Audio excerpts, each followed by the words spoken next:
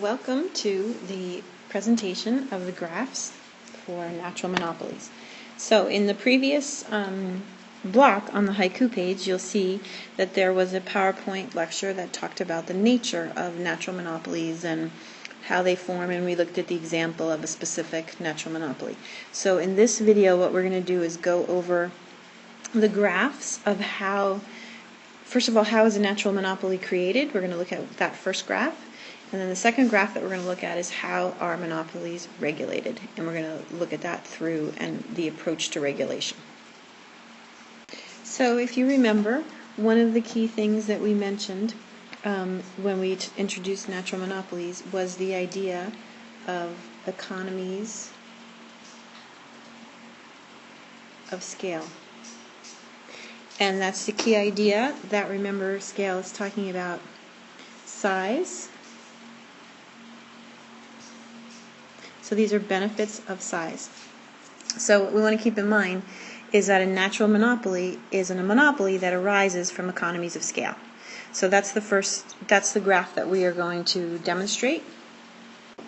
So to start, if we're saying that a natural monopoly is dependent on the economies of scale, for this graph, what we want to start out with drawing is the long run average total cost curve. And remember that with the long run average total cost curve, we have that as the quantity is increasing, the ATC, the average cost of production, is decreasing, and it gets to a point where you can be producing larger and larger quantity for a lower per unit price, getting to the most efficient point where the average total cost will be the lowest. So those are all the things that we need to remember about the long run average total cost curve. So we're going to start with drawing in the market demand for the products produced by a monopoly. So if we think about this in terms of electricity.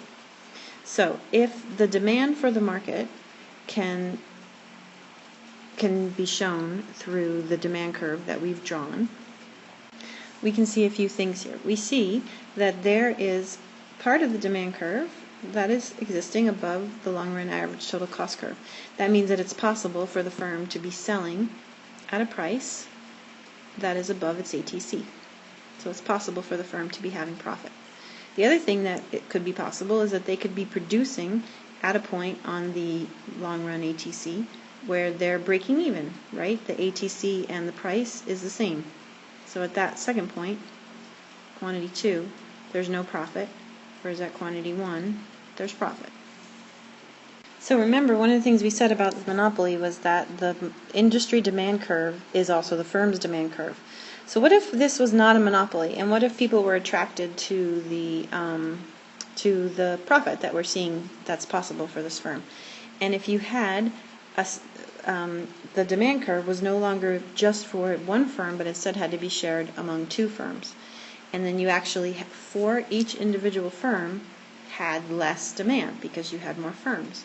And we got into a situation where the second demand curve was, for this market, was hitting a price that was above, that was hitting a price that is below the average total cost for this firm.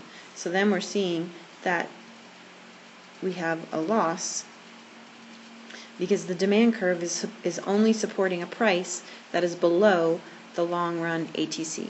In other words, the cost of production is so high due to the economies of scale that when you have more than one firm, the costs are too high. And so what we see here is that due to the economies of scale, the market will only support one firm. So we see here the same idea that I just said. The economies of scale mean that really only one firm can be supported in the market. Because remember, the monopolist, just like every other firm, is governed by demand. They can't charge whatever product they want. It has to be a price that is supported by the demand curve. So the natural monopoly is also influenced and controlled by demand. The consumer still rules. Even in a monopoly, they get to say the most that they would be willing and able to pay. Okay, so moving on to the next section, which is regulating a monopoly, we're going to go back and start with just looking at the question of how does a monopoly choose where to produce when it's not regulated. So even though I know the title says regulating a monopoly, for our first graph, what we're going to just do is review what does the unregulated monopoly do. So remember, they're going to use marginal cost and marginal revenue to indicate the profit maximizing quantity that we're going to see here is quantity 1. And then, in order to set the price, they go up to the demand curve. That was really not straight, but they go up to the demand curve, and then that sets the price. For the monopoly firm, from the price on the demand curve down to the average total cost, that is allowed, that shows the profit that the firm can be making. But now, if the monopoly is being created by the government, or not, actually, I wouldn't say created by the government, but it's being regulated by the government due to it being a product that a lot of people need, but due to economies of scale, there is this natural monopoly being created. One of the things that the government can do is they can regulate the monopolist, and there's two different ways to do this.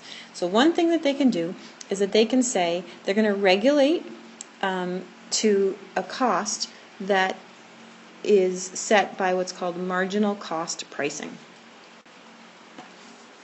So we have, as we said here, what is called marginal cost pricing. So let's go through how that works and what that's going to look like on the graph. Okay, I just redrew this graph to make it work better with what we're trying to show. So anyway, marginal cost pricing means that the government looks at the point where price equals marginal cost. And remember that for the monopolist, price is set by the demand curve. So where price equals marginal cost in this graph is right here, right? And we can label that quantity. So what we're saying is that the marginal cost equals the demand curve at this quantity and at this price. This is known as marginal cost pricing. And usually what this means is that it is producing a higher quantity, but it's not covering its cost of production, because what we can show here based on this price and the ATC is that there's a loss right here. So if the government decided to use this approach of marginal cost pricing, they would have to cover the cost of production somehow, usually through a subsidy. So this might be something they do for water.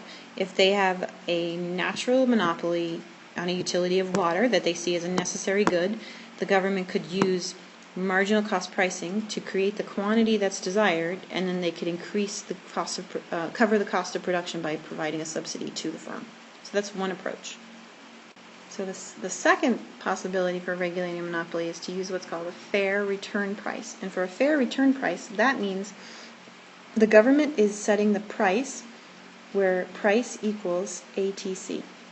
So again, if we know that the price for the monopolist is set by the demand curve, where that would mean at this point, at this quantity, and at this price is equaling the ATC.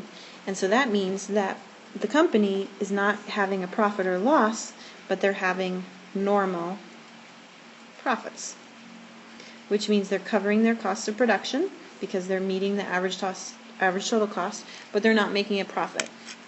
And so this can often also happen in government regulations, because the utilities are not necessarily a for-profit firm if they're government-owned, or they can be regulated by the government so that they're not creating a profit, but they're creating the necessary quantity. So to go back, if a utility is publicly owned, they will usually use fair return price because there's normal profits. If a utility is privately owned, then they may use marginal cost pricing because they will be either hitting their cost of production or going above by the subsidy that they're receiving from the government. So different governments choose to do different things. There's different opportunity costs, right? If you have to be providing a subsidy to a natural monopoly, then that means that's something else you may have wanted to fund, like education, cannot be funded because the subsidy goes to the monopolist. So keep all of that in mind. So the next thing you want to do is go on to do the workbook practice, where you play with all this and do the numbers for quantity and price for different regulations. So I hope you have enjoyed your graph explanation of natural monopolies.